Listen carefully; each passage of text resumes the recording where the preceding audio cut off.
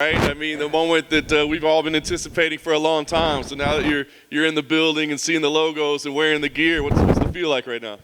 It's just, it was always meant to be, weren't it? Everyone knew that I was going to end up eventually being here, so it wasn't a question of if I was going to be in the UFC, it was when. And the time's finally arrived, lad. I'm here, and I'm here to make a statement, lad, and to let everyone know the boy is.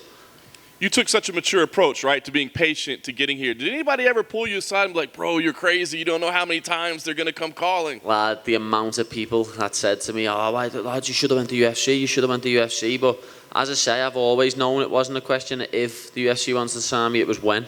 Because it was always coming. You know, look at me, I've got the personality, the look, and I can fight. I'm a marketer's wet dream. So I knew the UFC were always going to come calling for me, it goes without saying. As a fighter, how much different do you think you are now versus when they first came calling? To both times. When they first offered me in 2016, I was still fighting a featherweight. I was still very immature, wasn't professional at all, still a child, partying all the time. And then when they offered me again in 2018, and I turned them down the second time, I wasn't even a proper lightweight then. I was still a boy in a fighting men. I didn't even have a proper S&C regime. You know, I've got a ridiculous S&C coach now, Paul Reed, and you'll see on Saturday night the physique of me. I'm a different animal because of him. I'm an absolutely different breed. I'm a specimen now. Back then I was just a fighter. Everything was going off heart and skills and talent, and now I'm an athlete, and it's gonna be unbelievable Saturday night when I put it on Luigi and go home with a nice bonus.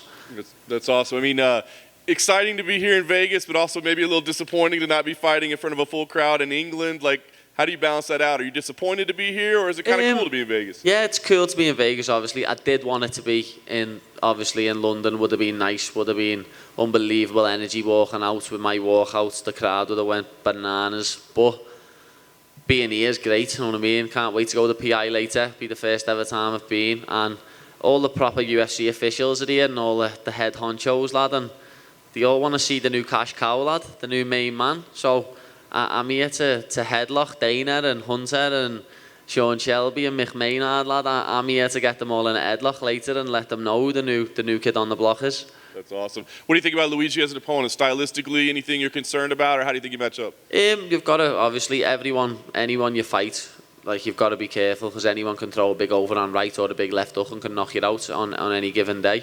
But I think wherever the fight goes, I'm better than him. If he wants to strike with me, I think I'll TKO or knock him out.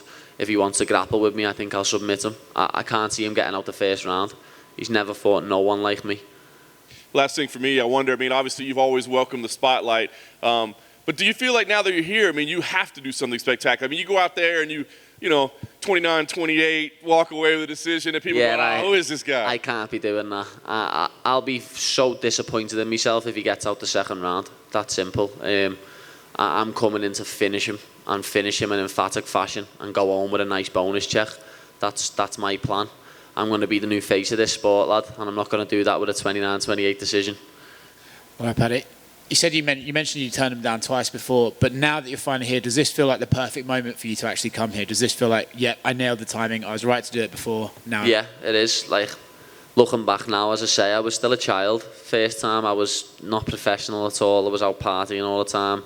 Wasn't even making weight correctly. I was doing like 8 kilo weight cuts to make featherweight. I was hurting my own body. And then again, the second time, I was just fresh off hand surgery. And as you could tell, the fight after, where I got offered the second UFC contract, I lost because I couldn't finish a rear naked choke because my hand was that cabbaged. So I know for a fact that I've come at the right time. If I would have come back then, everyone would have called me a hype train, because I would have went like 2-2 or 3-2, and you never know, you could get cut, and when you're on the chopping board, lad, you're no good, are you? I saw the other day you and Conor had a little tweet back and forth. Yeah. How much you were able to reveal about what you guys were talking about, but what exactly were you guys? Well, when he was in Liverpool back in 2017, he was supposedly outside my house. I don't know if he was outside wanting me to come and party with them or looking to fight, but he was meant to be outside my house in the middle of the night. But he must have been at the wrong house, lad, because my mum has CCTV, lad. Obviously, if he was outside my house, that was getting videoed and put all over my Instagram. McGregor was looking for the baddie, you know who the boy is, you know what I mean?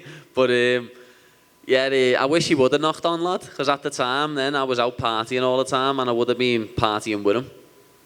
No more partying these days for you? No, I'm more about eating loads of food, lad. I'm a big food man. I don't go out that much no more. It's just I'm a lot more professional now. As I say, I'm an athlete now. I'm not out every weekend. I used to go out 3 nights a weekend, lad. Used to be out Friday, Saturday, Sunday, and then I'd go to the gym on 2 hours sleep on a Monday morning.